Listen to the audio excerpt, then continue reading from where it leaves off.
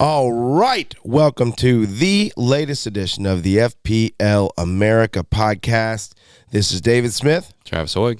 Brian Shesko. Gentlemen, as you can already tell, if you're listening or you're watching and hearing me, I am not 100%.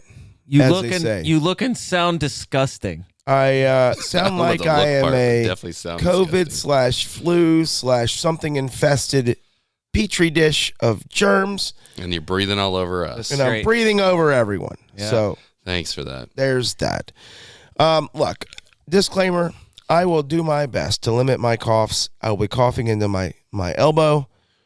I have Ricolas, thanks to Travis.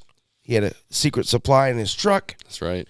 Nice. So you'll see me unwrapping them. I'll try to be quiet. I'll be popping them in. It's tough to mute because it's going to come through on everything. It's going to be tougher to edit. Just bear with me. I'm going to do my best. Now that that's out of the way, the other nonsense, you can see what I'm repping here. Brian, I don't care what you say. They're in the game. The Liberty Flames made it to the Fiesta Bowl. They did. And right here in little old Lynchburg, the little engine that could. And look, I want to say this. Regardless of what happens, if they get housed, whatever. And they will. Maybe. But you know what? I remember there used to be a little old train called Utah that finally showed up years ago, and they got into a big bowl, and no one said, well, why is Utah there?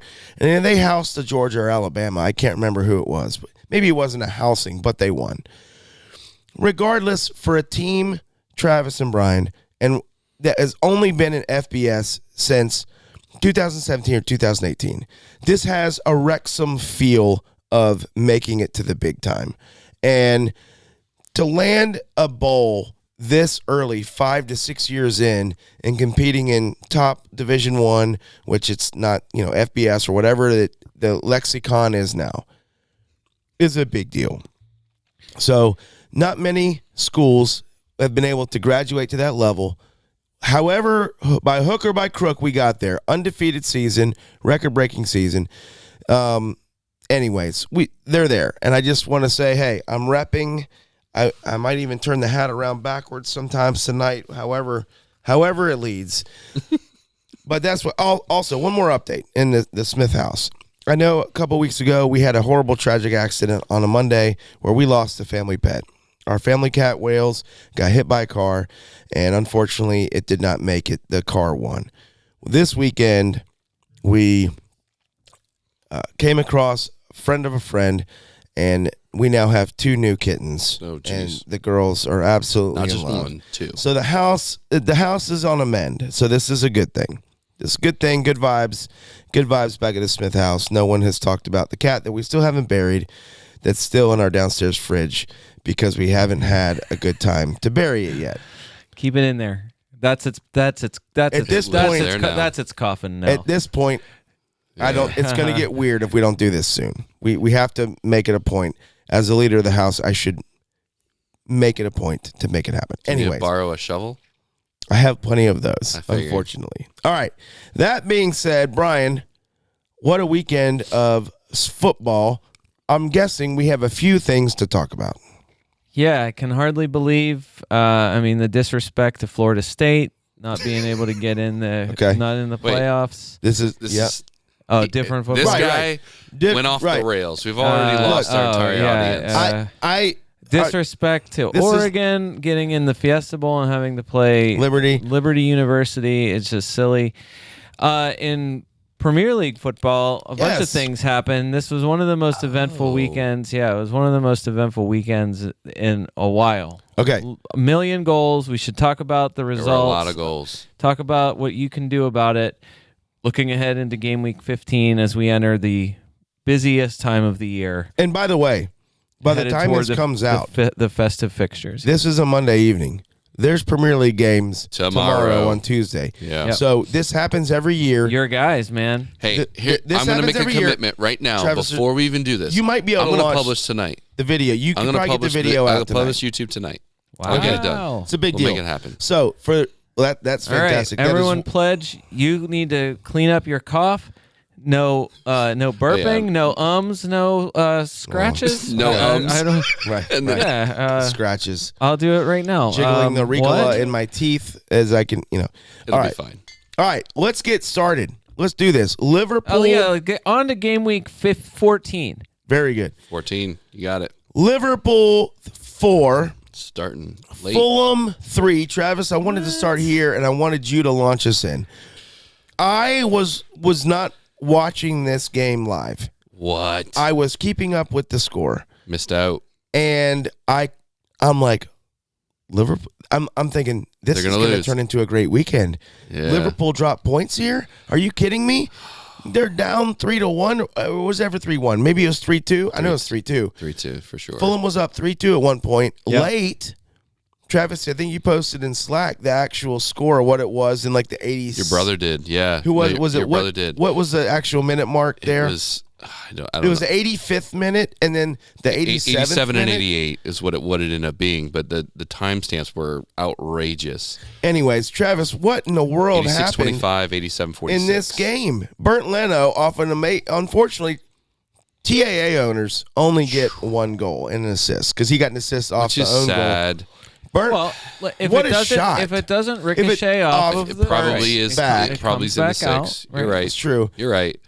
But take nothing away from that. No, amazing. That free kick because it was really, An really excellent great. free kick. Unbelievable. Trippier did the same thing for Newcastle, and we're not there yet. But I mean, his shot was similar. Easy Newcastle boy. We're getting He's there. a Spurs boy today. Yeah. Well, he's all in one. He's a waffler. 3-in-1 guy. He's a Spurs Hammers Newcastle type of a guy. That's A real American fan. That's exactly right. Travis, Fulham gave Liverpool all they wanted for most of this game. In fact, it wasn't until the subs came in that I feel like sort of made a difference. In fact, you called it on Slack when Endo came in, and then on cue, as you said, he's going to make the difference. I don't know what crystal ball you were looking into. It was a little literally tongue-in-cheek. 2 minutes later, Endo ends up scoring, assisted from rocket. Salah. Yeah. Travis, was Liverpool bad or was Fulham really good? What happened here? The game should have been like 12-2 or something like Fulham? that. No, Liverpool. They were all Wasteful? over them. Very wasteful. Okay. Very wasteful. Was But, it Darwin's fault? Because I feel like it should be there was Darwin's a decent fault. amount of. Okay. There was at least 2 big chances that he missed. I'm sure Brian has the numbers on that, but a lot of Okay. typical Darwin stuff at this point. No, it was a good game though. It was a fun game, especially at the end. It's fun at the end when Liverpool wins. It's not a fun game if you guys until do then, not it win. was very fast paced for the entirety of the match, back and forth, back and forth, back and forth. And to be totally honest, it was Fulham on the break, Fulham on the break, Fulham on the break, and honestly, and really sloppy Liverpool defending. Really sloppy Liverpool defending. Can I ask you a controversial question? If I said no, you'd still ask it? I would right? still ask it. Okay. Is the problem Virgil? No. Is the problem? I don't think Virgil's been Virgil ever since the Pickford incident. Well, the stats show that he's back to his pre-last year self. At this stage, he's actually outperforming, I think, his title season in terms of just basic, just solid stats. He's fine. The bigger issue is again, there's no protection from the midfield. So the back line is getting exposed like crazy with the way that the wingback the fullbacks want to play so high as wingbacks. You have to have 3 strong defenders who are shifting into a back 3 when you're playing that hybrid role with Trent Alexander-Arnold. They're just not doing it. I was gonna say they're just getting beaten by speed. Yeah. So has he got slower? No, it's just it's difficult when you've got multiple opposition players in transition coming at you, and you've got to pick up the ball or cover Is this space. just the fact that Jordan Henderson's not there anymore? No, it's more Fabinho than anybody else. Okay. Again, it's a defensive midfielder issue, and that's where they're primarily lacking. Is that why they're going after Douglas Luiz in the transfer window? I don't know. Maybe he's got I've the heard same qualities hot as rumors. He's got the same qualities as Alexis McAllister, though. In my mind, the strong offensive. I feel like Douglas Luiz push. is more defensive, though. He's a ball winner. I will say that. I was gonna say originally it was gonna be future Arsenal midfielder Douglas Luiz. I agree, and I was hearing that heavy. Well, but then the rumors were that Liverpool was prepared to offer more. Yeah. And that Arsenal has other people in mind that they weren't willing to spend as much on Douglas Luiz. It was Decore. It was there was a whole long line of suitors throughout the summer, and obviously the several people that they were looking at that ended up going to Chelsea. So the end of the day, Endo comes in. Endo is the player that they're trying to put in. Does he feel that role? He can if he plays the way he played just in another the Bundesliga. No, he is a defensive player first and foremost. So he can be the answer. I would like to think so, but at this stage in his career, he's not evolving into a better player. The key component for him, and he said as much in a number of interviews over the course of the last couple months, but especially this week, that he's finding it harder to adapt to the Premier League than he thought it would be. Okay. Which is fairly common for a number of people. A lot of people have that problem. Even coming from the Bundesliga, which is typically a easier transition because of the pace of play, the aggressive physical nature of the style is similar. He's struggling. I mean, this is a guy, again, he wears a mouth guard because he plays hard, and he's protecting himself and other players. Maybe he just got sensitive teeth. He is, well, I don't know anything about that. But he is a monster when he plays, super aggressive, super all over the place, and he's not been that. And Klopp made a statement about Endo a couple months ago about his transition being slower, partially because he's too nice. He's a nice guy, and so he's settling in, and he's just not as aggressive as you would expect him to be, because he's settling in and he's not finding the fire, right? Because he's a nice guy. I get that. So it seems like he's been building and putting in better performances, much more tame performances, because the knee-jerk reaction to your manager saying you're playing too nice is you get mean, right? And so he had a couple of performances where he picked up yellow cards, and he honestly probably could have been sent off because he was just rash. He overcorrected, and he didn't play a smart game, but he played a very aggressive game. And I think this is by far the best shift he's put in. The goal didn't hurt, of course, but at the end of the day, he broke up play well. He stopped transition, and he kept the pressure on Newcastle, even though they were packing the box pretty well. All right, or sorry, on Fulham, even though they were packing the box pretty well. All right, so you guys should have gone for that Declan Rice fella. It's too rich for my blood. Listen, McAllister hits a worldie. If it wouldn't have been for Garnacho, I mean, 2 back-to-back weeks with ridiculous goals. The movement on that McAllister goal was sick. Good job to the 3.1% of managers who held McAllister until this game week to get some points. That's impossible. Like, why would you even do that? Patience pays off. That's why. Yeah, it's a waste every other week. All right. If it wouldn't have been for Garnacho's goal last week, I would say McAllister. We didn't say this, about Garnacho's goal, but I still say Christian Benteke's goal at Old Trafford was significantly better than that, and people keep forgetting about it. I've already forgotten about it. Go Google it. It is way better. Well, Garnacho's goal in my mind is up there with Rooney's. But well, I still think Benteke's was better than both of those. Okay. Rooney's was good because it was against City. Let's get back to, again, my fault for bringing this off the rails. Brian. Well, you just wanted to know about Virgil. Back in. Your guy Virgil. No, I just think it was hilarious that Darwin and Isak were the darling forward picks. Ollie Watkins gets flagged. There's some reports of a minor discomfort or whatever. He's not 100%. I'm going to speak into that in a little bit. However, Emery said it. Either way, it was panic sell. At the deadline, I'm sure everybody was thinking about it. I sure was thinking about it. I just slept through the deadline. Do you know what I did? So how many times have you slept through the deadline? And it always seems to work for you. Yeah, it worked out again for me this week. I do sleep a lot. Do you know what I did because of that Ollie Watkins news? It was even a late kickoff. I know. It was pretty late. I woke up at 8:34. Unbelievable. It was a weekend. You missed it by 4 minutes. Do you know what I did because of that Ollie Watkins news? I sold Cameron Archer. Okay. I sold Son. Wow. Okay. And I brought in Gordon and Isak. Okay. Well, not the worst 2 moves you could make. The Gordon move paid off pretty well. Fine. Since we're on this, and even though we're not on Villa, no, when the news broke, I sold Watkins, and brought in Solanke. Okay. But it cost me a -4. Okay. Therefore, I lost. Yeah, you definitely. Because he scored, didn't he? He scored and assisted, didn't he? Solanke scored for sure. I don't think scored. He did not assist. Yeah. But still, Watkins turned in an 11. I know, Ryan that's Christie the thing. got the assist on that. Anyways, all right. The possibility of getting this. We've already moved on to Bournemouth, Aston Villa. Was there anything else to say about Liverpool? Well, yes, Fulham? there's a lot. First of all, Darwin straight up loves to kick the ball into the woodwork. That's the only. What? That's the only. That ball that explanation rocketed off the crossbar would have been a fantastic goal. Is anything more perfectly Darwin than him smashing the ball into the bar after a perfectly weighted Salah pass, which would have been an assist, really obviously. nice.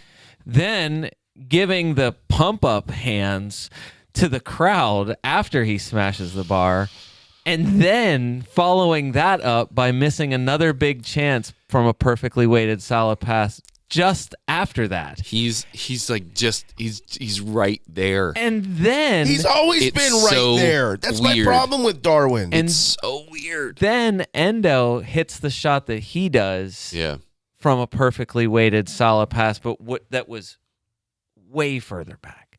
Yeah. I just nothing like anybody who has Darwin, who was waiting for Darwin, he is a pundit. Going to be perpetually waiting. Yeah, he is the XG stats darling. Darwin. I've talked about Darkwing. wanting to do it. I've never pulled the trigger. Me neither. FPL Wire. So late riser was talking about that. He keeps saying the haul is coming, and I think a lot of people keep saying the haul is coming. Whenever the avalanche of goals finally happens for this guy, what other than that he keeps getting close, but that's like what you're saying. He's been close for how long? He was close all last year. And I kept hearing, he's so close. He's so close. This schedule is not any less attractive now than it was a couple weeks ago. I understand why you brought him in. It's just, I don't know. I'm sure he'll go off next week and make fools of all of us. All right. I mean, who has more goals this season, though? Darwin or Palmer? Probably Palmer. I'm guessing Cole Palmer. I mean, stupid question. Same number. Okay, fair, yeah. Who has more goals this season, Darwin or Phil Foden? Darwin. Stupid question. Same number. Who has more goals this season, Darwin or Nketiah? Oh, man. Stupid question. Same number. Nketiah does. Nketiah by 1. Nketiah has 5, Darwin has 4. Ryan went on a limb. Who has more goals this season, Darwin or João Pedro? I'm guessing João Pedro on that one. I would say Darwin. Same. João Pedro has 5. Darwin has 4. Yeah. Like he's not that far from a lot of guys. All right, who has more goals, Darwin or Julian Alvarez? Even harder. I would say Alvarez. I think Darwin has more than Julian Alvarez. Stupid question. Same number. All right. Yeah. So like this guy is getting all these opportunities, but we're buy all these other guys. But Darwin's he's I know in the this positions. for a fact. It just if we sucks look because at he's big not, chances, he's not hitting them.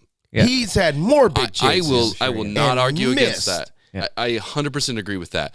But the whole point is he's there. He's not converting as many as he should, but he is converting at a similar rate to people that we would go to because we're pissed off because he's not converting, you know? Fair. I see you. I guess real quick, and then we'll go right to you. My point is this, and you already alluded to this, Brian. We heard this last year. Yeah. No, you're right. We're a year out, and it's the same thing.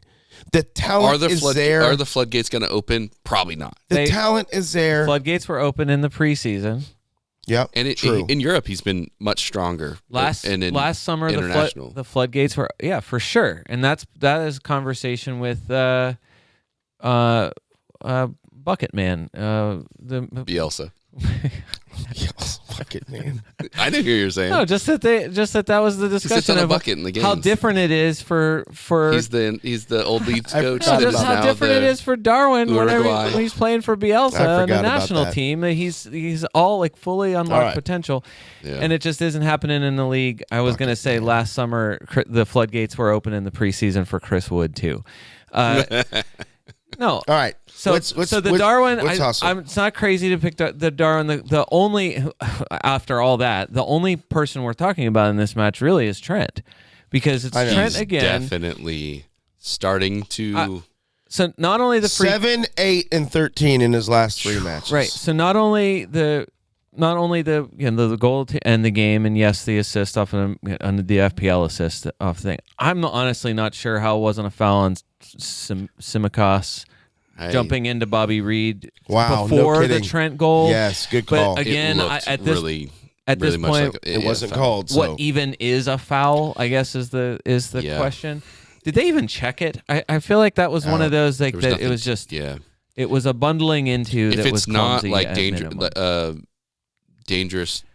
play, not dangerous play. Anyways, unless it's like really bad and they're going to give a red card, they can't review it to say it was a foul or it was a yellow card. It's in the box. They should. Anyways, all right.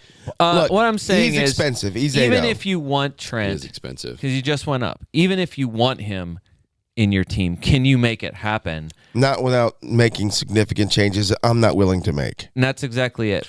Would you go Trippier to Trent? Well, so that's the thing. Trent. That's about the only way you can get there. So, but I think that this is a perfect example. Tale of two teams, 2 results. Newcastle absolutely smother Manchester United at home.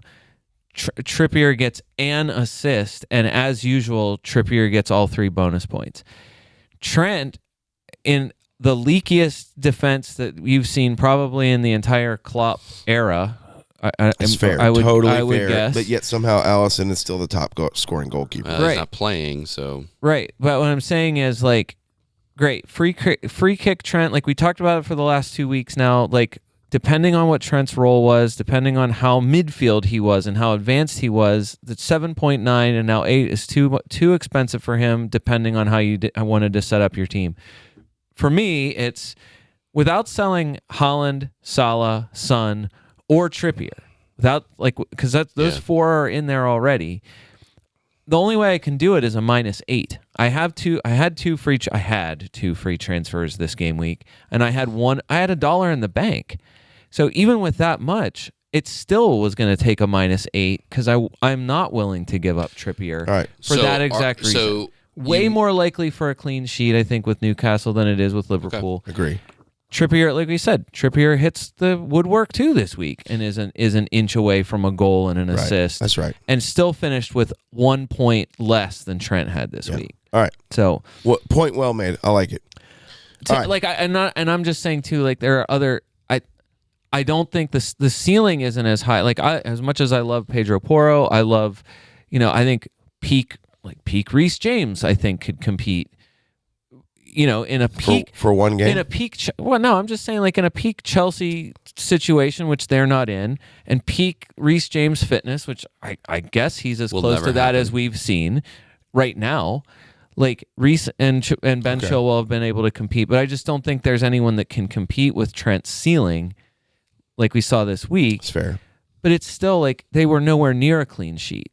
You know what I mean? Right. And that's one of the I think, like again.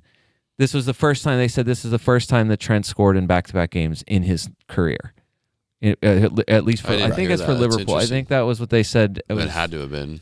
Yeah, I don't think he scored that much for England. So. Right. Great matchups still to come. You got an assist from Simicas. You get, you got a way more advanced Trent. Like I would love to make it happen, but this is, let me talk like just the moves that I would have to do. So already did Dubravka.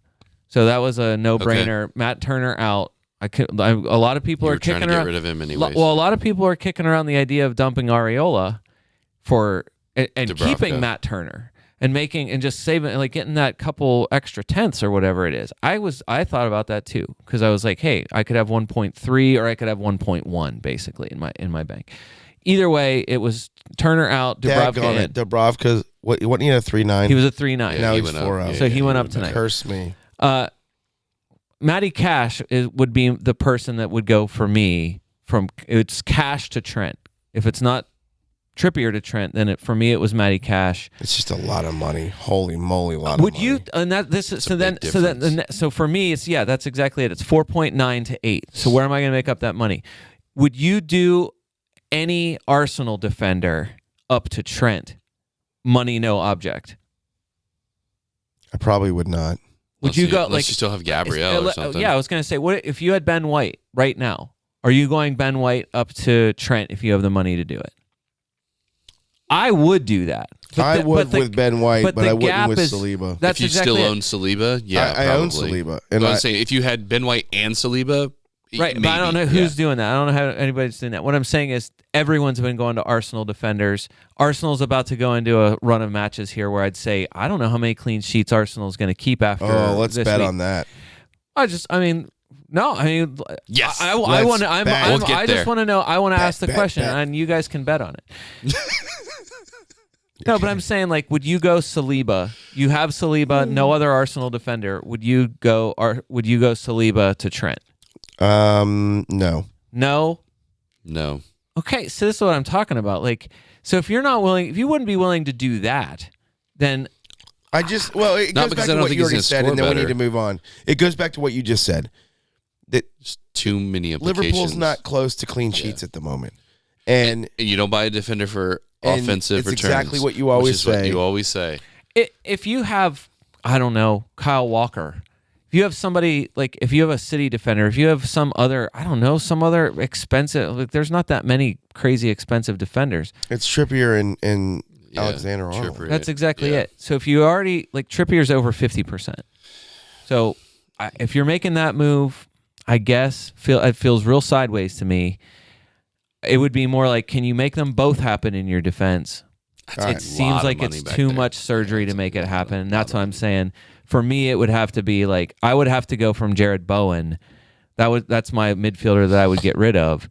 And Bowen would have to become, in my scenario, someone that's 5.5. Right.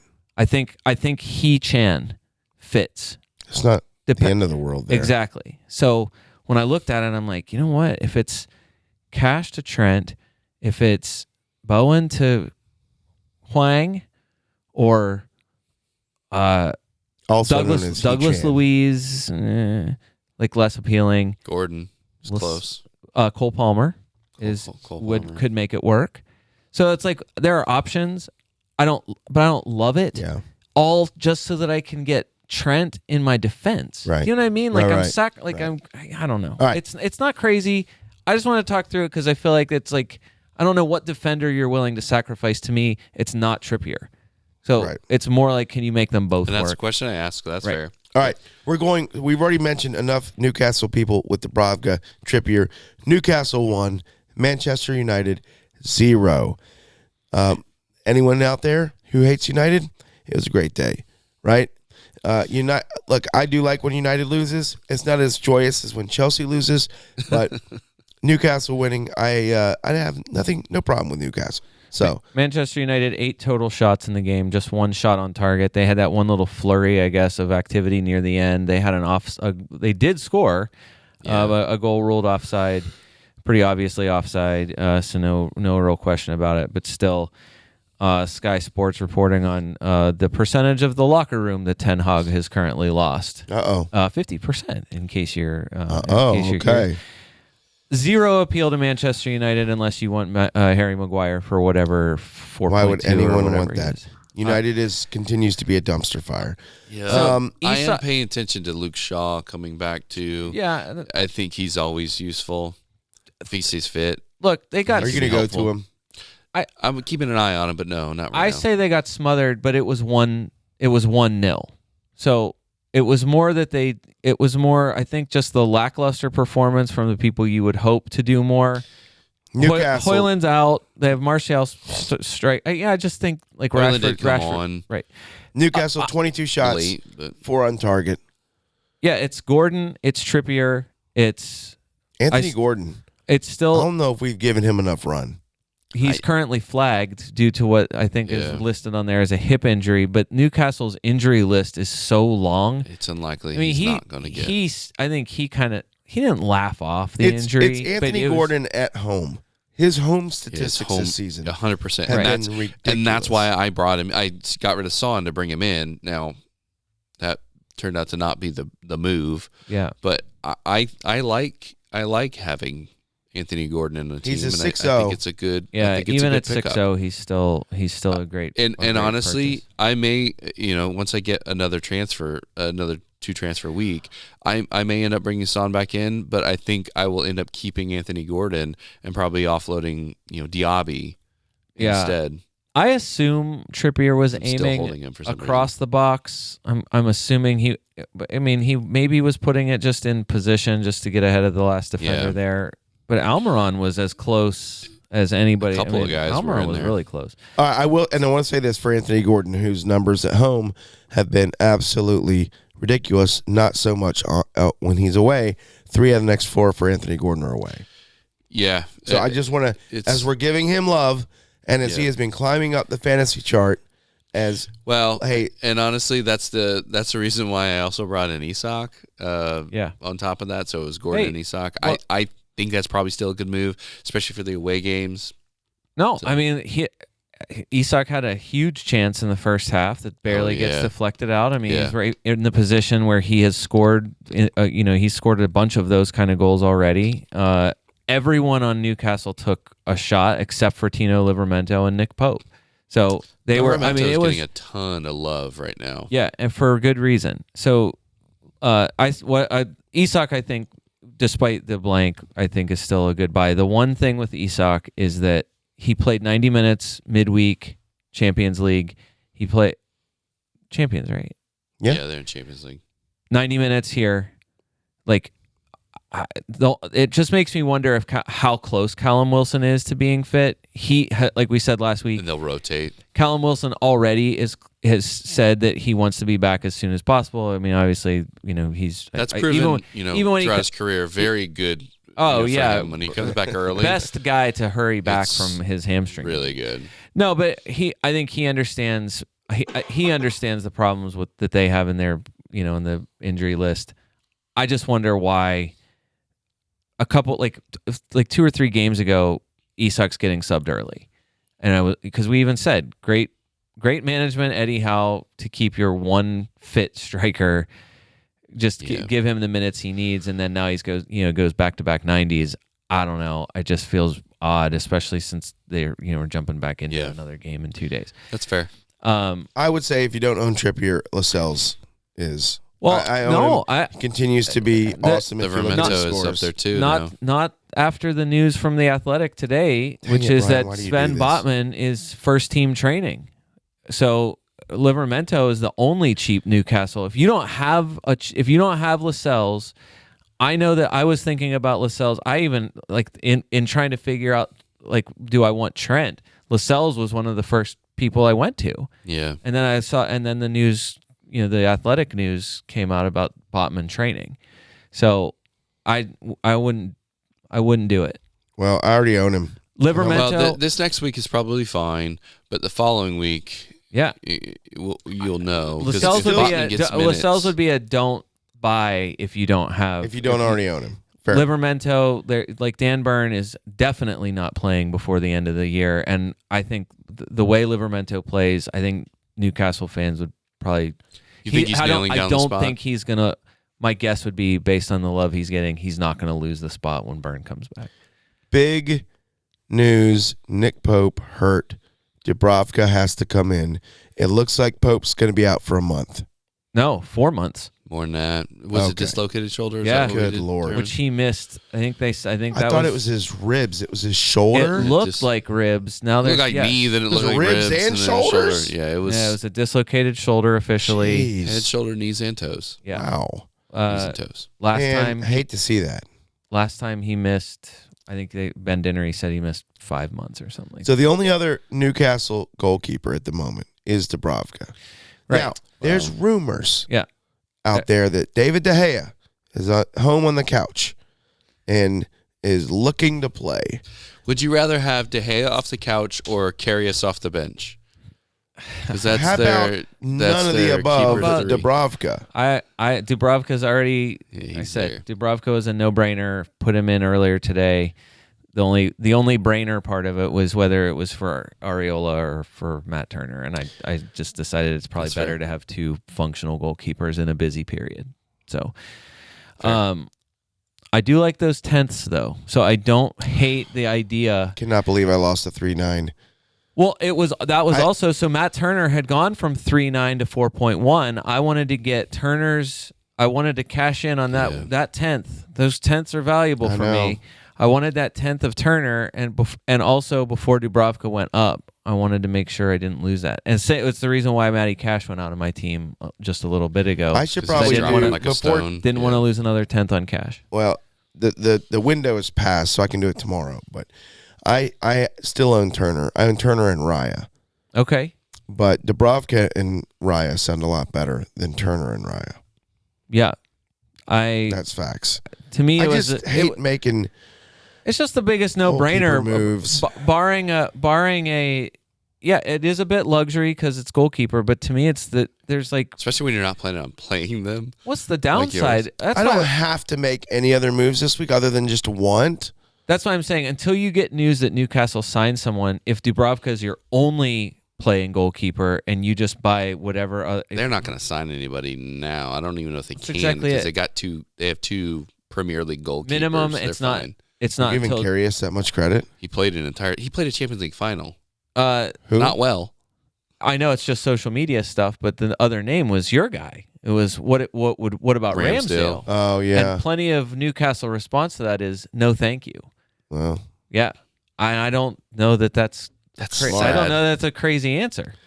Well, the fall from grace there, out of nowhere. I know. It's just surprising. It's just weird because that's what happened with him and Leno. He came on the scene and took the job. And, I know. And Leno never. Leno wasn't great though. Leno did the same thing. Emmy Martinez. Ramsdale was England number 1. Remember when Emmy Martinez was? He's never been number 1. It's always been Pickford. It should be Ramsdale or Pope. Remember when Emmy Martinez was your goalkeeper and you said no, we'll have Leno. I did not say that. I was on the record for definitely not saying that. All right. Arsenal 2, Wolves 1. Anything else with Newcastle? No, just the last thing is Dubravka's not necessarily a no-brainer in that so this was the discussion that's available out there was just if it's preventing you, like depending on who you have already, if you have Trippier and say Livramento and it keeps you from getting, because Isak could be a choice that you would want, and Gordon is an obvious choice. Yeah. If getting Dubravka fills up your Newcastle spots, and it would cause you to have to make other transfers, he's not, you make do. Okay. Just to me that there was no. Like I said, it was a value thing. I don't have Livramento. I wasn't planning on getting him. Gordon is where I would probably go, although Isak's a great choice. So. Arsenal 2, Wolves 1. Thank you, Travis, for leading me there. Bukayo Saka gets on the score sheet at 6 minutes. Martin Odegaard 13th. And then Arsenal could not have dominated this game more, really, than they did. And then that possession stat doesn't say that, though. I know it doesn't. Zinchenko makes a mistake again. Doesn't cost Arsenal the game, but he cost me Raya clean sheet and Saliba clean sheet points. And I was banging my head against the wall fantasy-wise. And then the last 10 minutes of the game now became crazy interesting because Wolves were like, holy crap, we could get a point here. Yeah. Arsenal holds on for the win. It just, and you're right, Travis, you look at the stats, you're like, well, it doesn't look like it was that. 56-43 possession. Was just the shots first on target, 30 minutes. Arsenal should have they should have been up 4-0 and they didn't do it. Saka does not look hurt this week. He did not look hurt this week. No, he looked much better this week. A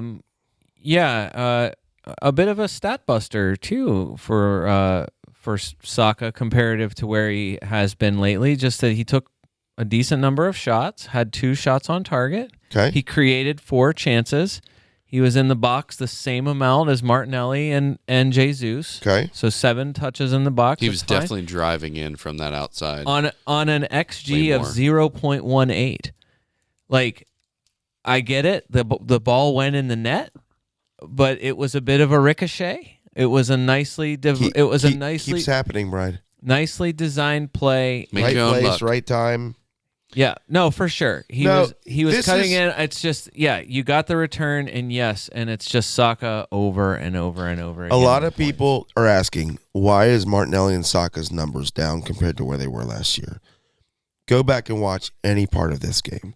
It is the exact reason why. They're double teamed every single time they get the ball in the wing because the teams are scared to death of them penetrating with the ball into the box. They're double teaming every single time on both wingers. And Saka was able to, his goal was not because someone passed it to him or he cut into the box. He happened to be in the box at the right time on a Tomiyasu cross. Okay. So it wasn't like the standard, he got the ball, cut in, got a shot off. No, he and Martinelli are getting double teamed every time. Martinelli looked great in this match, by the way. It's a shame he didn't get more. But as luck would have it, it didn't happen. And look, Arsenal get the points. They should have put 4 goals in the net. Jesus should have been on the score sheet. There's a lot of people. Shoulda, woulda, coulda.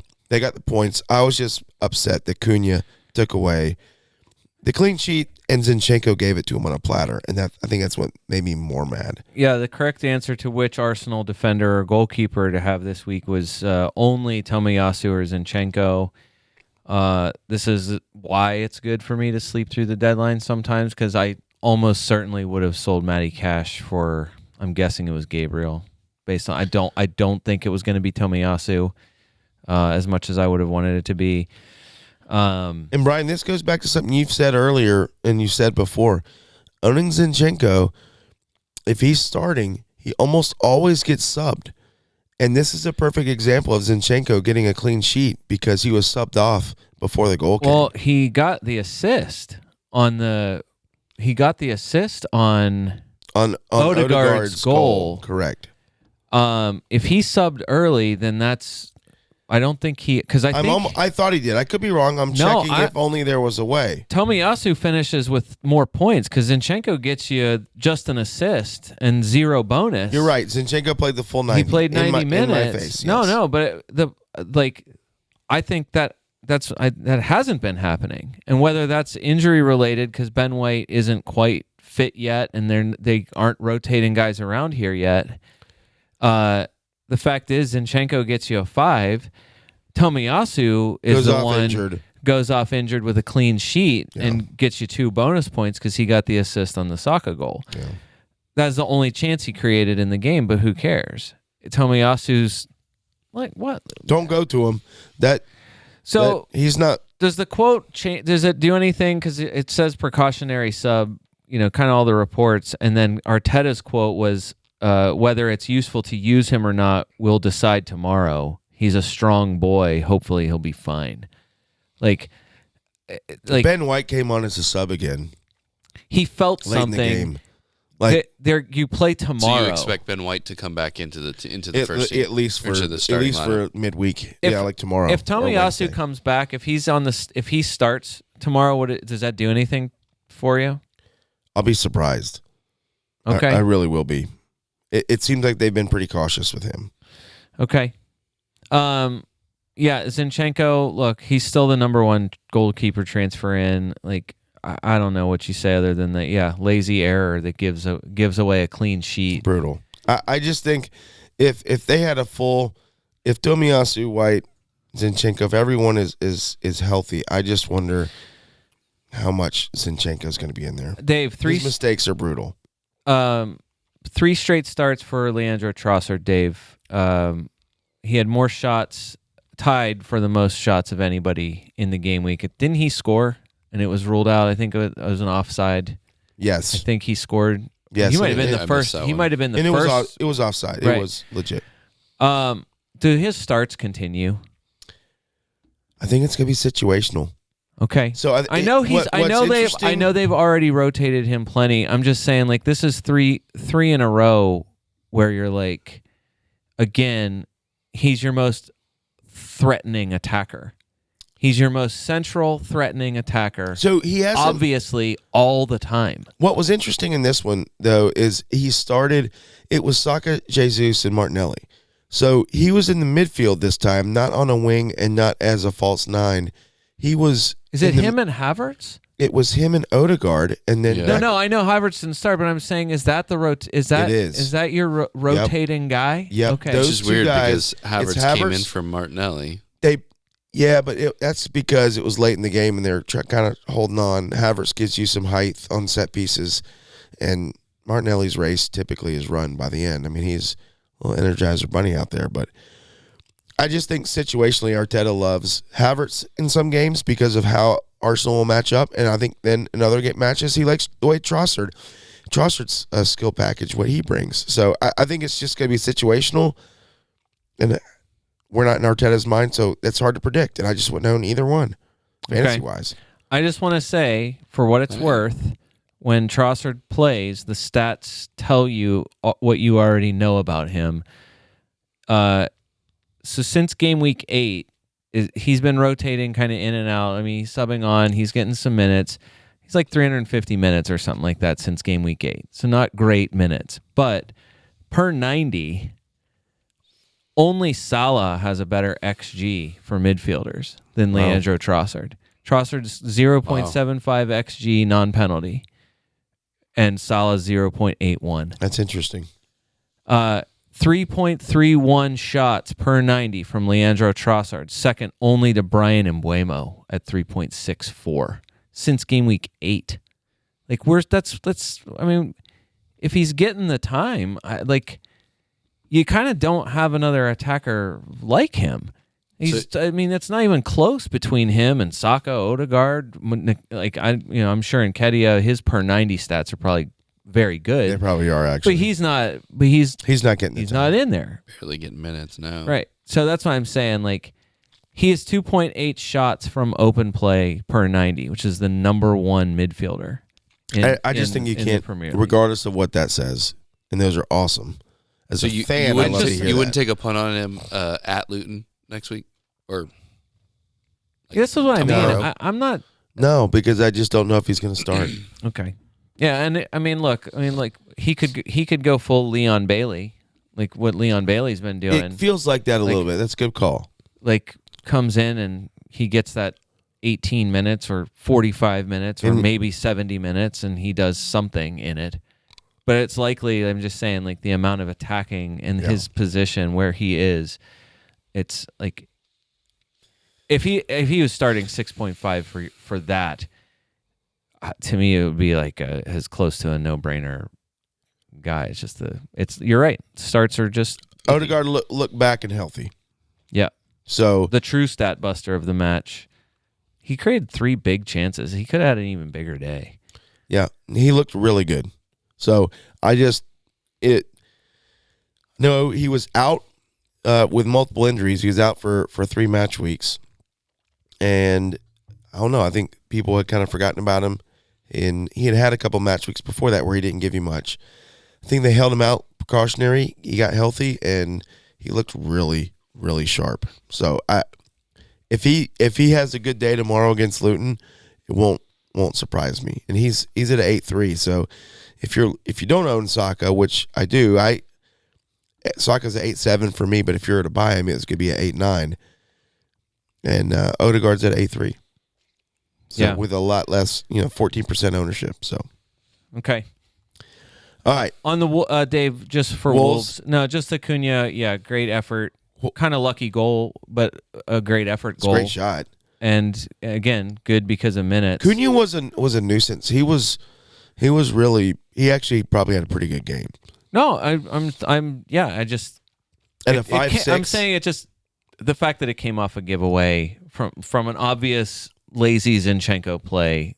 Otherwise, that's not happening. Well, it's fair. What I'm saying is, we said that about Cunha. That's what I'm saying. Cunha the idea with him is just Cunha's last 3. You can count on it. Let's give him credit. Cunha's last 3, 5-7-5. That's against Tottenham, Fulham, Arsenal. That's pretty good. Yeah. He had a couple twos before that, and then he had another 7 against Bournemouth. No, we gave this. I mean, the stats on the season. That's what I'm saying. He's on the close to 10th for a lot of stats, except for minutes. That's what I'm saying. Like, the one thing you can count on for him is that he's going to be out there. He has been playing most of the time for them.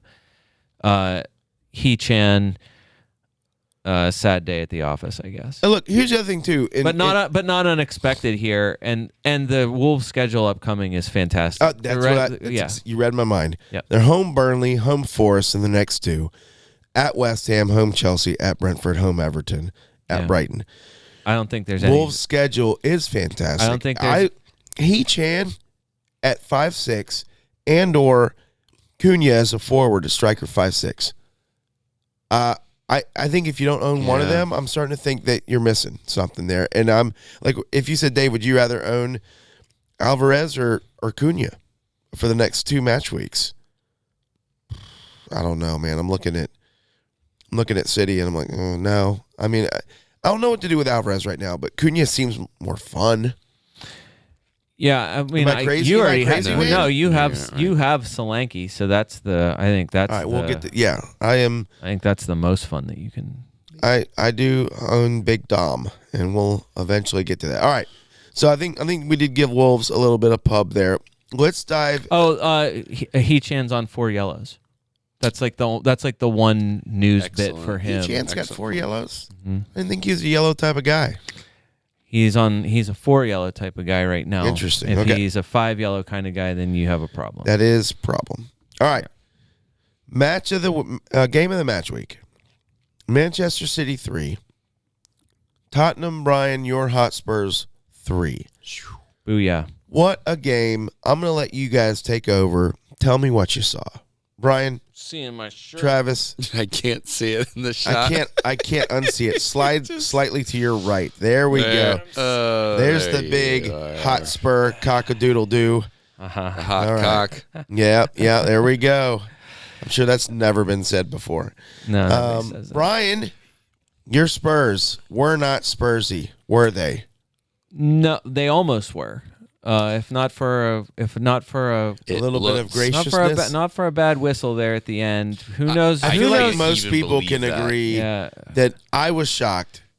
He had his eyes up, looking down the field when he blew his whistle. Too. That's the thing that got me. Was filthy, by the way. Yeah. Look, Holland's pass, he came back to a ball. No guarantee it's going to turn into anything. There was a defender running back, so you don't. But. You want it to play out.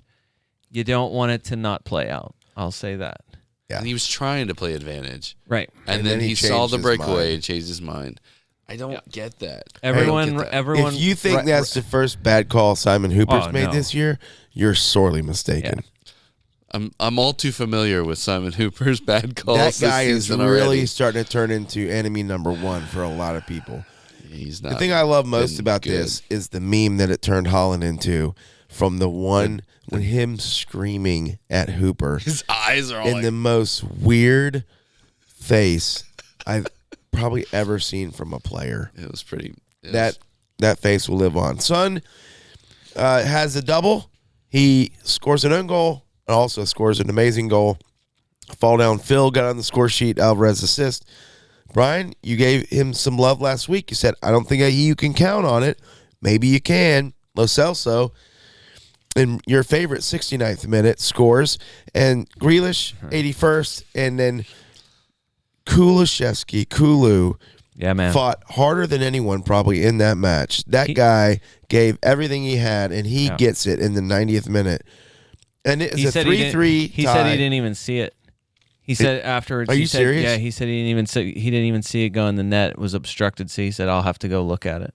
Oh my goodness. So and a great. I mean, all the quotes that mattered were the ones after the match. Yeah, after the match from Kulusevski mostly, because that was the question: is what do you say at halftime? Like, what does Ange say to you? And he said that was the big quote of the match was Kulusevski saying he told us stop thinking and start playing.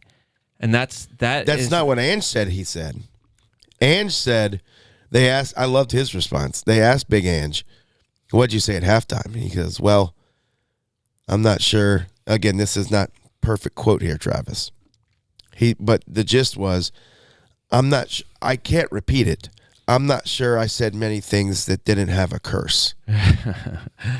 Yeah, he was not. Yeah, and then he followed that up by saying, the reason, he goes, I wasn't mad at them, but I was more or less challenging them to play. Yeah, and I think that's what Kulu was saying. And that seems to be it. And Son has said, I would, it's the equivalent of I'd run through a brick wall for that guy. I think they all feel that way. Like, everyone's truly bought in, and they have the players that can handle it. Look, Brennan Johnson, we'll say his name forever here. That attack is so good, despite losing. I knew it when they did Madison. Like the quotes too afterward of Pep. Ange talking about how he copied Pep and how they use the wing backs, and Pep saying no, that's his alone. I've never used my wing backs like that. The way that that they are functioning like attacking midfielders. So you kind of have all the I've never seen that. All that the is goodness wild. here is on the really is on the spur. Like them getting a draw in a match against Manchester City is not weird at this point. So because the end of game the call, you don't love it. Like that should not have happened. You want that play you want advantage to be played there. Allow that to go on. However, why didn't City put the game away? Right. Why is City in a position? City can't put game. This is their third draw in a row. Why can't City put games away? They're not as clinical and as they were last year. Is it the front line or the back line? Because it sure seems like the back line is the problem. I think probably neither. I think it's their midfield. Even though Rodri's there. Right. And now Rodri, with his fifth yellow, will be suspended for a perfect timing to be suspended to go to Aston Villa. Just the kind of team you want to not have Rodri. That team without Rodri and without De Bruyne is not good. I was going to say, you guys They're probably not as good. You already You're know right. the results from good. the two matches that Rodri missed earlier this season. So, are we saying Haaland is probably not the best captain for game week 15? I mean, look, Salah's got. I was going to say if you can. Salah's at Sheffield. I was going to say, if you can convince yourself to captain anyone other than if it's at home, it'd be even better. Salah against Sheffield.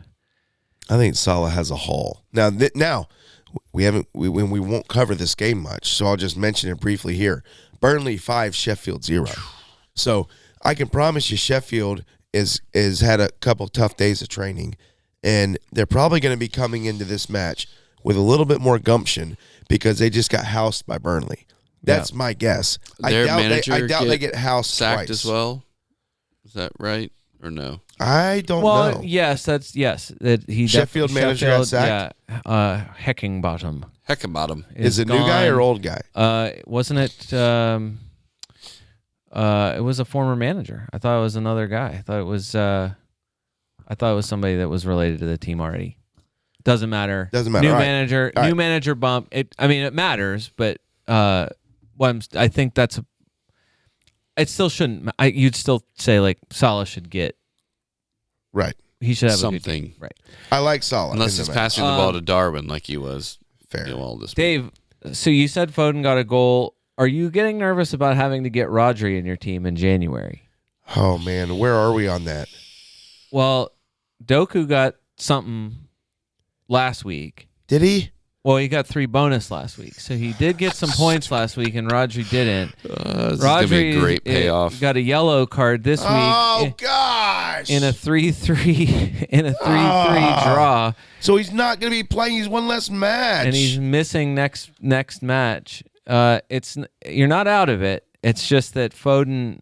Hey, let me give you some Foden numbers. Can we take? Oh, I've been waiting. Let's brighten my day with Foden numbers. In a segment we like to call Foden midfield numbers in the 11 games that he's started since game week 4. All right. He has 50 points, which is fine. It's the ninth. He's tied for ninth in midfielder scoring since game week 4. He started every game since game week 4 except one, Dave. That was Bournemouth in game week 11, and wouldn't you know it, he scored a goal in that match. He has 4 goals in that amount of time, which is the same number as Cole Palmer since game week 4. Cole Palmer was like 4-9. I know. He also has 1 more goal than Bukayo Saka or Martin Odegaard. It's just in that same time frame. The con of it is that he also has the same number of goals as Thomas Souček and Abdoulaye Doucouré. Right. So you can read that either way. 25 shots, which is tied for 6th most. 11 shots on target, which is tied for 4th. 4 big chances, which is tied for 6th. The same number of big chances that Saka and Raheem Sterling have had in that amount of time. And he's 8th for touches in the box, 56 touches in the box. Where is he in fall downs? Because in this match, he had another phantom fall down in the box, and he should have got carded for it. So are you saying move to him, or are you saying no? Because I'm just saying... We're seeing both sides here. Basically, I'm saying I think he's an option.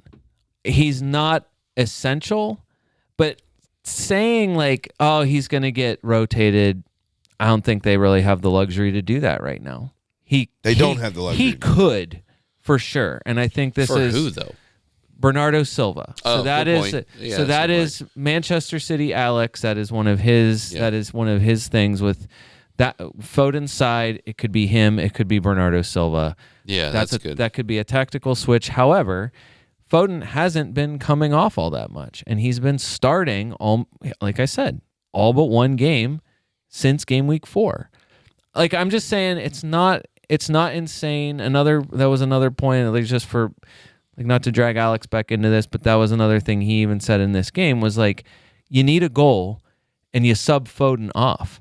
Like who's better than him to help you get that at the end? Like Doku, I think when did he get hurt in this game? I know that seemed early. That was the if only right. That's one thing I don't have. 52nd minute. Okay, so that's not like. And there's no like indication about how serious that is right now. So I don't know, like there's no news on it. At least it seemed precautionary. This is like probably find out in the press conference tomorrow or something, you know, whether or not, if you like, don't buy him. And if you have him, you know, maybe you find out tomorrow if it's worth selling him. But yeah, I just like Foden's, Dave, he's good. He's been very good. It's better than you. First of all, it's even better than I would have guessed because it seems like there are so many games where he's a bit non-existent, but he's still like he's scoring like he's doing a little better. He's scoring on pace with other like within the top 10 of midfielders.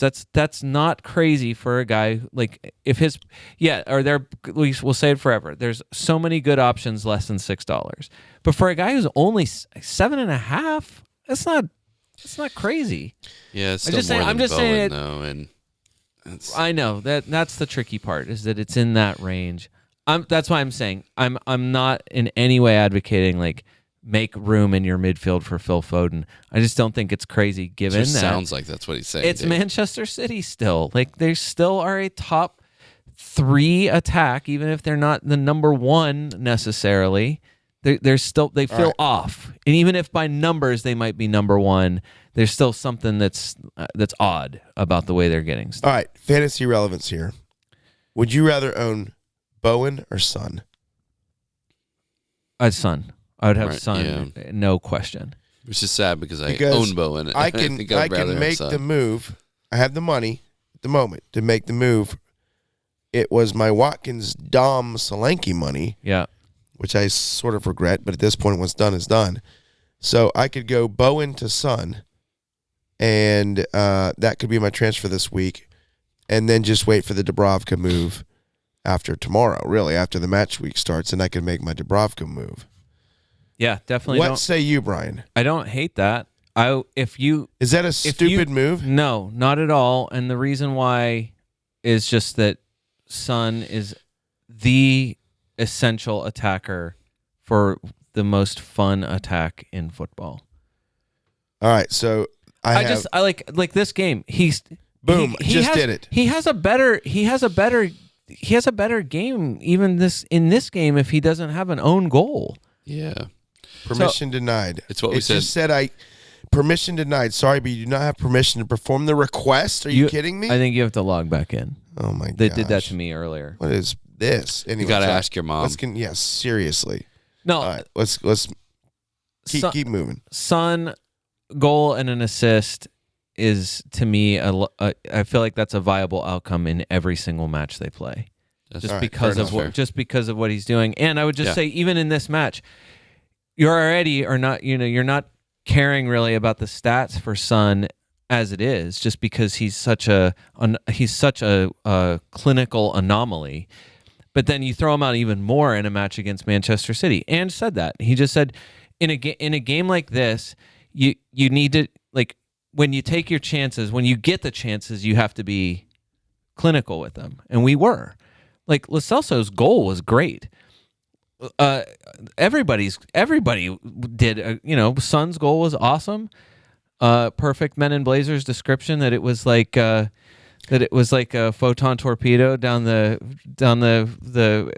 shaft of the Death Star. Like, for sure.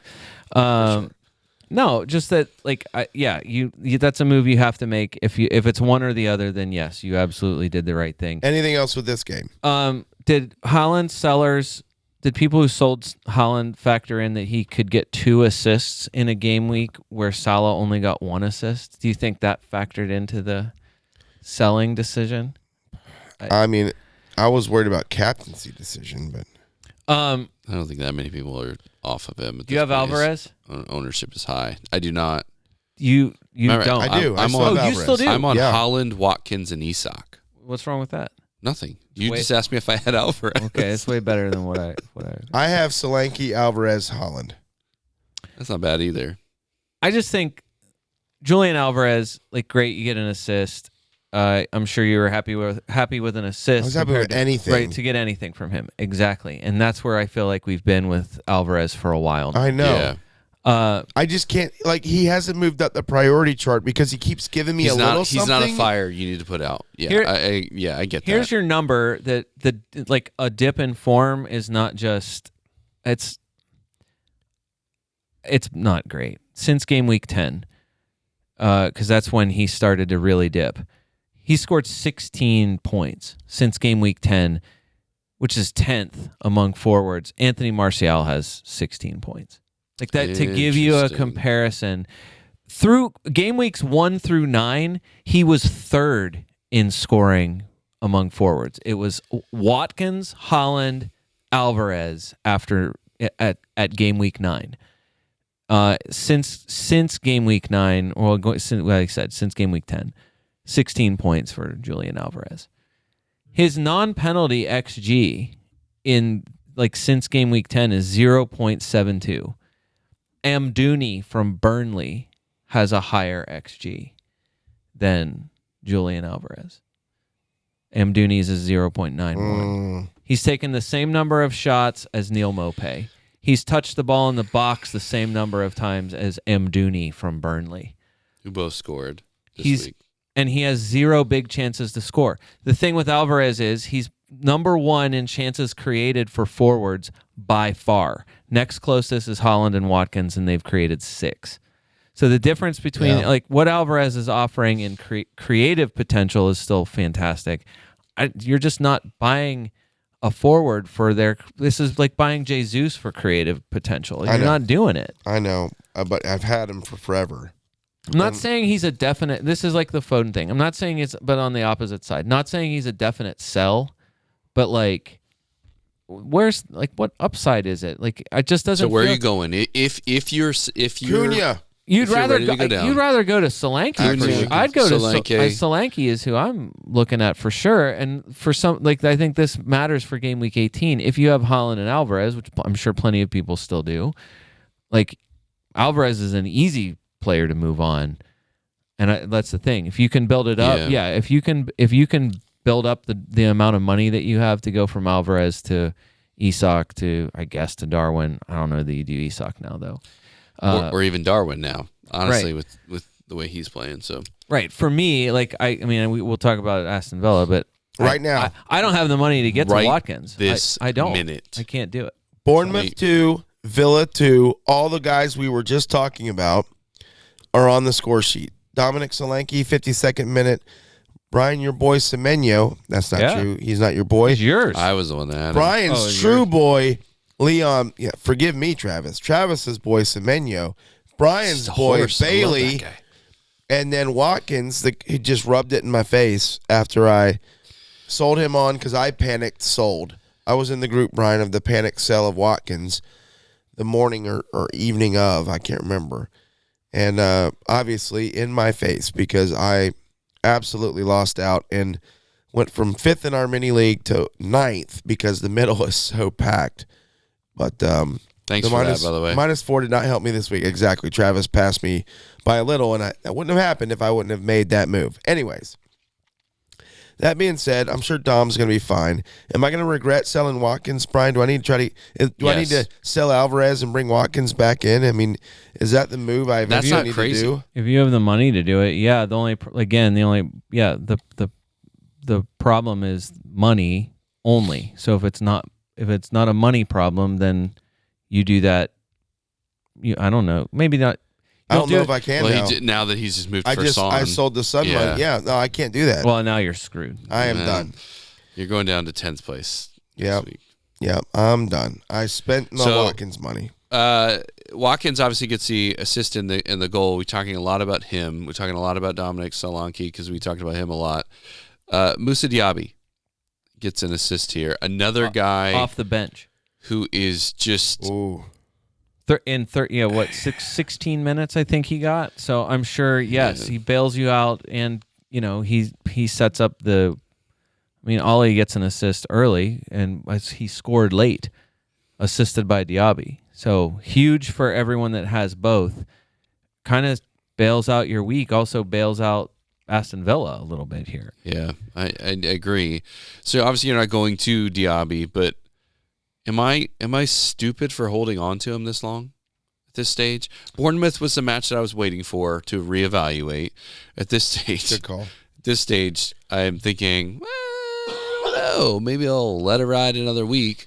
I've already used my one free transfer that I had for this week, so I mean, I got him on my bench. I think at this point, but should I be looking to move him?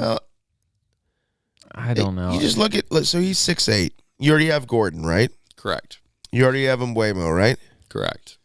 Okay, so those are guys around the same price range. Could you get to Sterling or Phil Foden? I mean, and/or would you rather have honestly, I'd rather have Chan than Diaby. Yeah, the issue is I'm going to miss out on a couple of fixtures with Chan if I can't get it moved straight off of Diaby. Because that's not a money issue. Because Chan is significantly cheaper. Yeah, it's way less. Yeah, I mean that's my feeling is like he's sitting on the bench for City. I'm not gonna play him for City, which is I hope comes back to bite me. I feel like the numbers. I feel like scores a bunch of goals on him. The numbers have like I didn't we say it a few weeks ago that it's like Diaby's like he looks the part, but the numbers weren't there. It sounds like Darwin. It was Kudus also who ends up with an amazing game for West Ham this week, and so it's not that it's impossible. It's just that I just don't think for somebody that's 6.8, like if it's if you don't have if you didn't have if it was Diaby or Gordon, like I just feel like what you're offered with Gordon seems significantly better. I guess it also kind of depends, like Aston Villa at home. Like, look, this is away form Villa, like. They scored 2 goals, but they conceded 2 goals. Like, and again, like rotation is going to happen to everybody. I feel like that should be like the disclaimer for every podcast that you do is just like, even if they're first choice, like quote unquote first choice, they're gonna get rotated at some point. Who has more points right now? Are you looking at it? I am. Okay. I was saying, who has more points, Diaby or Chan? The answer is... I would have said Diaby, but going forward, I would take Echan. It is Diaby by 6. Who has more points, Foden or Diaby? It's Diaby, I think. Diaby by 4. The only people he's 1, 2, 3, 4, I'm 5, trying to 6. not look at it as you're asking. He's 7th in midfield scoring so far this season. That's insane. He's 7 points off of Bowen, who did have a blank week, but still, that's he's not terrible. No. He's just kind of quietly kind of nickel and diming you and doing it, but at that price point, that's just kind of high. Douglas Luiz is 1 point behind him in fantasy points, and he's a whole $1 cheaper. Yeah, more than $1 cheaper. More 1.2. So, all right. I think you got that. That's the thing with this. Dominic, game. You got points from everyone you wanted, except for Dom, except for Villa defenders. You like Dom, Brian? Is he fine? Is he okay? I love Dom. He wants to be told that he's not silly. Am I a silly man? No, I think so. Is he fun to root for? Yes, of course, because we said it forever ago. Solanke's numbers. It's. I love the schedule upcoming. Well, just the likelihood of him being involved in any Bournemouth goal. If they score a goal, he's almost always it's like involved. A 60% chance that he's involved in it, goal or assist. Like, yes, you want that every time. And then they don't have any other concerns other than their own schedule. And they're obviously, like, they just drew the red hot Aston Villa and I get it. It's not at Villa Park, but it's still like Aston Villa, like a 2-2. Who would have guessed that as the scoreline here? Not me. Especially not with panic selling Watkins owners. Full disclosure, I know nothing. So my prediction ahead of this game is about meaningless. However, I would not have picked 2-2, and I don't know how many people would have picked 2-2. It warms my heart because you know nothing. Right. All right. Next match. You got to sell like cash. Matty Cash. You got to sell cash in on bench. cash. That was a Aston Villa accounts. Anybody who pays attention to him accurately, they guessed that. They saw it coming a mile away. Hey, he came on. The big story was that Ollie Watkins played 90 minutes after everyone was panicked about selling him, especially.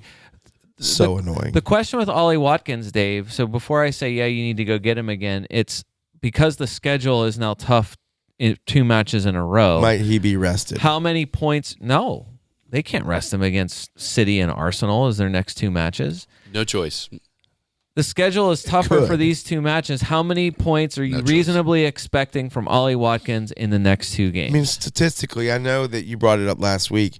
He's record against Arsenal is pretty good, but he is going up against the 2 best statistical defenses in the league, right?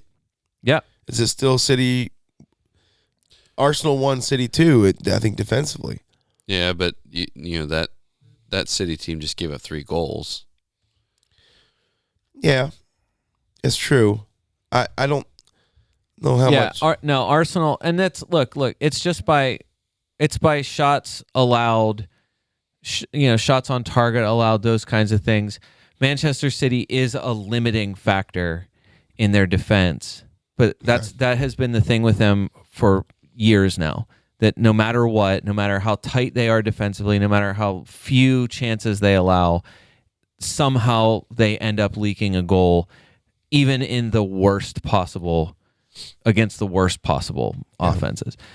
Yes, Arsenal. At least for XG from open play, Arsenal is now the top defense. They have edged Manchester City 8.73 XG from open play.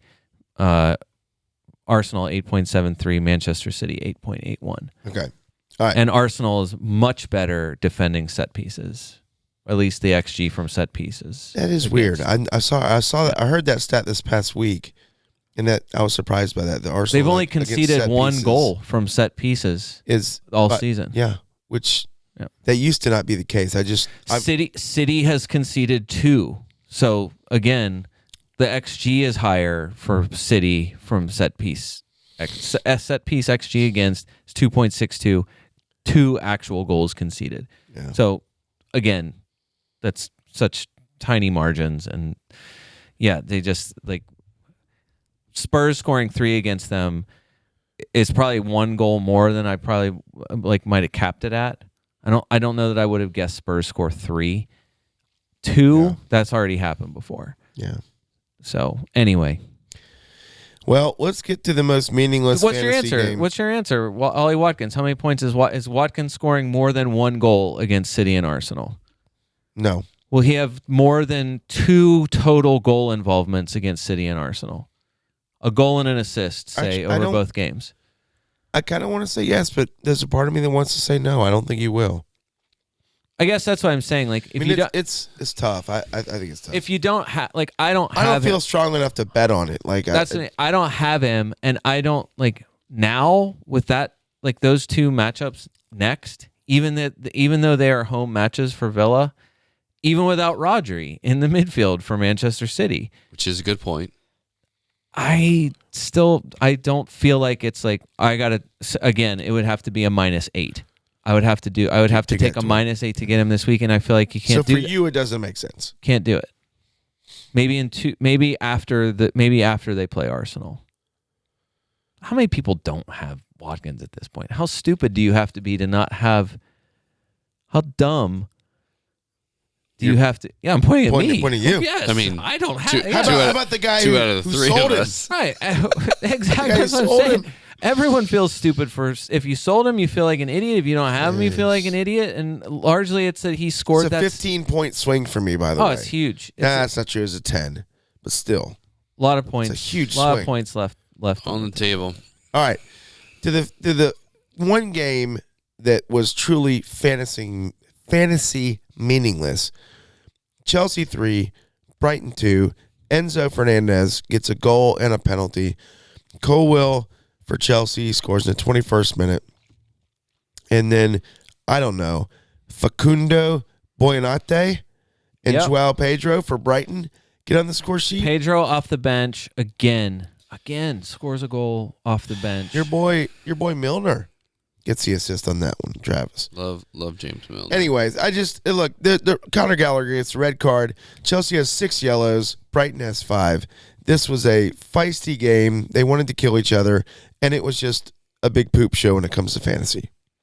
Well, Nicholas Jackson, now 3 returns in his last 4 matches. Also, like perfect timing, just in time for Nkunku to be probably back, I would guess, next game, if not the game after that. But yeah, like that's 3. Like after all that, Dave, you had Nick Jackson for however many weeks. It did nothing for you. Out. Right, exactly. Nico Jackson, through the first 8 match weeks of the season, 7 match weeks, gave you 1 return. Yeah. And that was it. And I sent him up the road. He's done okay since. I guess I was the problem.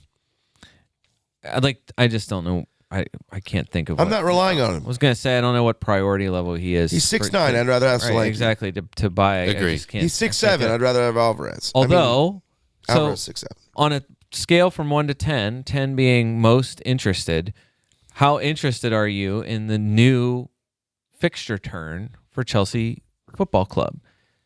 They play Manchester United, Everton, Sheffield, Wolves, Crystal Palace, and Luton. Yeah. That takes you through the new year. That might get some attention. I just don't know. Especially with Nkunku coming back. They have a little bit more firepower up front. A little bit more clinical speed. I like Palmer more. Well, Palmer gets benched here too. He's injured, wasn't he? I don't think so. Injured. I thought it was just a. I thought this was just a regular old rotation. Okay. At least he's not on the. Yeah. At least he's not listed on. Not listed there. I'll be frustrated if he doesn't start this next match. He played 24 minutes, so I think it was just rotation. Like the defenders, if like Thiago Silva's played basically every minute possible. Do you have any desire whatsoever to spend $5 on Thiago Silva going into this? Colwell's a 4-5. Colwell scores here, but this is like again, like, he went, I'm assuming it's injury related, but he, prior to this match, like where he had been starting, like in fairness, like he had started every game through the first 10 game weeks, came back, played 90 minutes for the first time since game week 11. Fine. Like, and yeah, you get a goal. I guess that's where you go. I think the temptation for Reece James is going to be extremely high. He didn't play in this match because of his suspension. That was the red card suspension from the previous match. So that's it's a 0, not because of injury. So yeah, like Reece James back on the list, I suppose. But like, also expensive. Yeah, I just feel like though he's commonly listed as a Matty Cash replacement, and to me, I'm like, Colwell or James? Reece. Everybody wants Reece James to be good. Everybody does. It's just he is good. He's just not. Chelsea's healthy. got 3 clean sheets this season. Everybody's been so burned by him. Chelsea's got 3 clean sheets. Fulham, Bournemouth. Maybe it's 2. No, it says 3. Luton. That figures. Yeah, your Luton, favorite. Bournemouth, Fulham. Those are Chelsea's clean sheets. So who knows? Maybe they're about to come into some here. I don't know, man. I think so many people have Cole Palmer. Only 13%. I don't know how unlucky you are. Really wait a minute. low. I might have clicked on the wrong button here. That's low. No, I was right. It is 13%. On Cole Palmer. That's interesting. Not everybody, Brian. Okay. That's very low. I feel like that would surprise you. You would have thought it would probably at least been over 20%. I agree. I think over 20. Yeah, I was surprised. Raheem Sterling at 10%. Yeah, he subbed off early here, 65 minutes. But I wouldn't care about that. I don't think there's anybody ownable on Chelsea right this minute, other than maybe Cole Palmer, who you should probably not go to because of the lack of minutes. If you don't already own him at this point. If you don't already own him, the last week was look, it could have been just rest. The kid just needed some rest. Who knows? Brighton is not doing anything crazy here. João Pedro is still he's gotten returns last couple of weeks. If you go, it's the same as it was last week. If you want to go to João Pedro and use one of your 3 forward spots for João Pedro, I don't know what to tell you. It's just so inconsistent. His minutes are inconsistent. His performances are inconsistent, and yet, like, whatever it is, whatever fire that lights under him to be a super sub or whatever, it's semi working. So it feels like Evan Ferguson is going to be, he is the preferred forward, but João Pedro is going to get minutes, and I'm assuming is just going to keep. He's going to keep scoring this way. All right, I'm bringing up the Brentford-Luton match only because people own Brian Mbuemo, who gets an assist. Brentford 3, Luton 1. He subbed early, but it didn't. There was no suggestion of it being anything injury related. All right. But again, you almost prefer the minutes to be managed here. And then I will also note that Ben Mee scored 2 goals, one of them chopped off for offsides. Brentford has Brighton, Sheffield, Villa, and then a blank game week. The next couple weeks, Brighton, Sheffield, that's not a bad spot if you were looking for somewhere to show. Yeah, I'm saying we've talked about Ethan Pinnock being an option. Yeah, and that would have been the guy. When we went through this for the schedule turning, and that was I would have said that, like, there's no way you want to spend more for Ben Mee, and then of course, Ben Mee gets a goal. And an assist. He looks pretty dangerous. Wasn't he the top scorer of the game week? I think if might have been top, he's definitely the top. If defender. only there was a way. I'm not looking it up. He's got a couple of decent matches coming up. I don't think it's crazy if you were to go that route. The only issue is obviously you've got game week 18. They're blanking, so just watch out for that. It would have been against City. So what would that have done for you anyways? And Brentford. Like, they've just been a middle of the pack. I think we said that, when we talked about the defense before. They're just a middle of the pack level defense. They're, like, again, the the Luton energy when they scored their goal was high. Luton at minimum has some high energy, but you're still hoping that you're not going to get anything, that Luton's not going to score against you, and they did. And this was a home game for Brentford. So like blame whatever that they play more open at home or whatever. I just don't think you're ever counting on Ben Mee to have those kind of returns. It's the color-coded matchup rater warrants the consideration. I'll say it that way. West Ham 1, Palace 1, Kudus and Edward. Yeah. Get on the score sheet. And Jared Bowen played 90 minutes. Jared Bowen went from... He wasn't playing at all to 90 minutes. Jared Bowen went from we'll have to see to 90 minutes. It must be magic fluid on his knee that allows you to play 90 minutes. Fluid. Hey, whatever it takes sometimes, Brian. Bowen had a great chance to get something at the end of the game, and it did not work out for him. However, the fact that he played 90 minutes. 90 minutes. It's a big deal. Right. Like, all right. To me, you just sold him for Son. That makes sense. I have him on my team. I would kick around the idea, like, Bowen to Saka is a discussion if you have the money. Yeah. But Bowen, like, unless something happens that you find out, like, his knee flared up overnight and we're going to take it easy because we're playing, we have Tottenham in 2 days and we feel like it feels like if he played 90 minutes against Crystal Palace, he's going to be out there for Spurs on Thursday. Right. All right. Maybe he's not out there. Maybe he gets a rest against Fulham next Sunday. But I just don't. I mean, Bowen was a no-brainer choice until he goes for 0 against Burnley. And it was all because of an injury that turned out to lead to him playing 90 minutes. I want to apologize to this player I'm about to mention. Okay. I know he listens. Mohamed Kudus, I apologize that we haven't made you more of a priority on this podcast. Since he's been starting in match week 8 against Everton, he turned in a 1 against Everton. Brentford, he turned in 11. Forest, he turned in a 1. Forest a 1. Burnley 10. Palace 9. In his last 4 match weeks, 11, 1, 10, 9. Why are we not talking about Mohamed Kudus more? His price is 6.6, and he is owned 3.1%. Brian, Travis, why aren't we talking about Kudus as ad of the week? We haven't been paying attention, I guess. And their schedule upcoming is not bad. They're at Spurs. You don't love that. But look, Spurs hasn't been shutting that many people out. Then they're at Fulham, home Wolves, home United. That's not horrible. Is it great?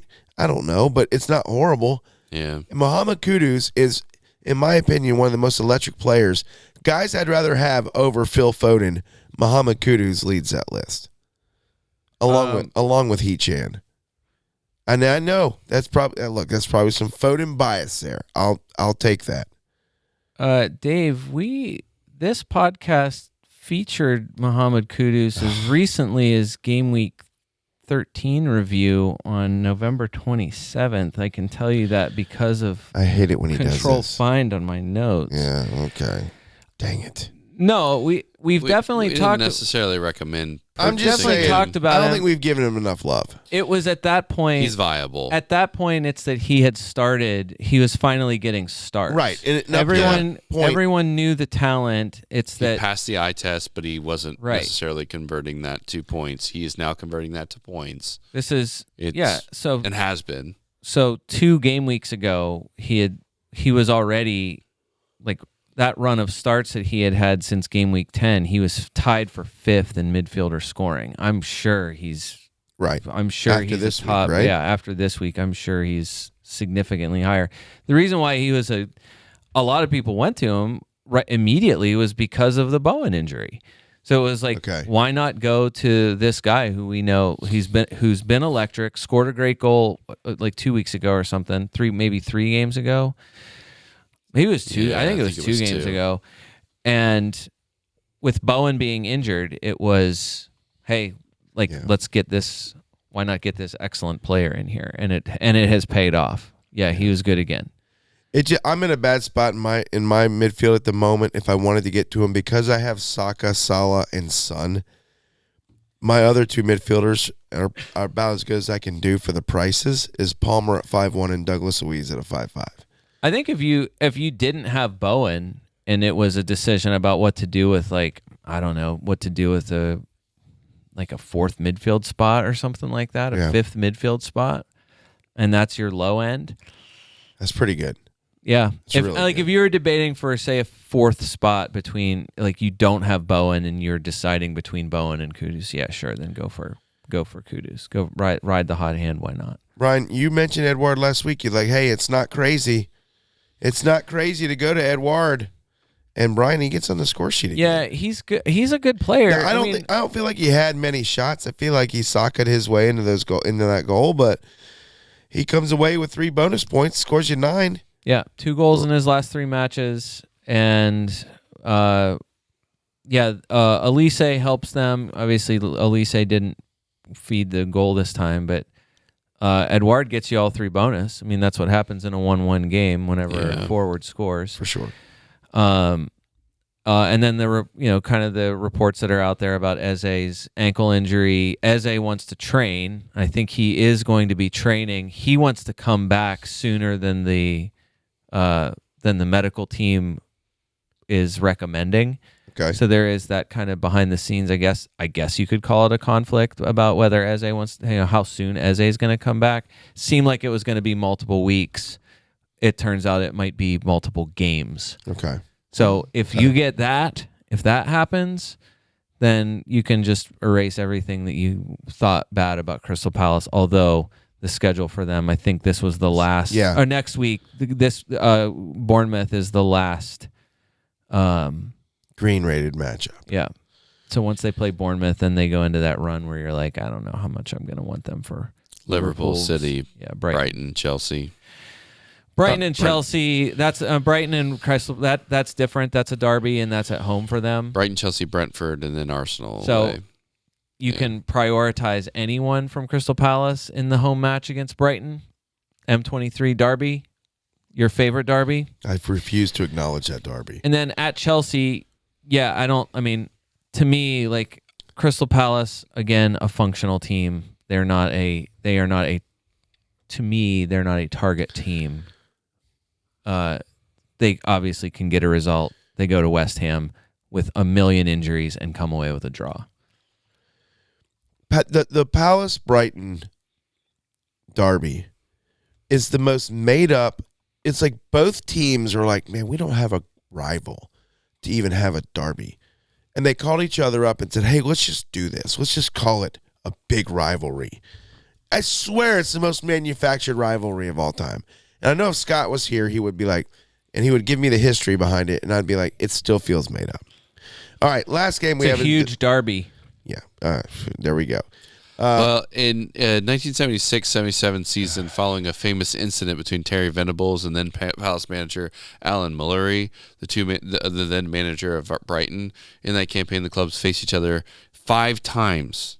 Twice in the 3rd division and 3 times in the FA Cup. That's huge. So because they played each other so much and there was an altercation between the managers, they determined it was a that is the most derby. Manufactured derby I've ever heard of. But just fine, saying, whatever. Everyone loves it. The internet found a way to tell us they why. always do. Nottingham 4-0, Everton 1. I'm done. Yeah, nothing happened. I mean, I don't know, Brian. There's Jordan nothing. Pickford wins man of the match. Are you still loving Decore? He's let you down a little bit recently. I'm not saying. Yeah, he's also one of the guys that's 1 yellow card away from a suspension. No, I don't love that. No, I don't No, Decore. He's cooled off a little bit. I mean, in the match week 12, he had 11, but 4 weeks before that, it was 2-3, 1-11, and then it was 1-3. He's cooled off a little bit. No, he's definitely cooled off, and I think a big thing for him was just positioning. He's still going to do it. I think it is different for them. Even in this match, he's there. I mean, he's in the box. That's the position he's taking up. It is a little different with Calvert-Lewin, who was not available here. So Calvert-Lewin's fitness, I mean, they're going to protect him probably more than anybody. So, yeah, not great. Beto is not he's not Calvert-Lewin. No, they are in fact different people. No, they are very much not the same person.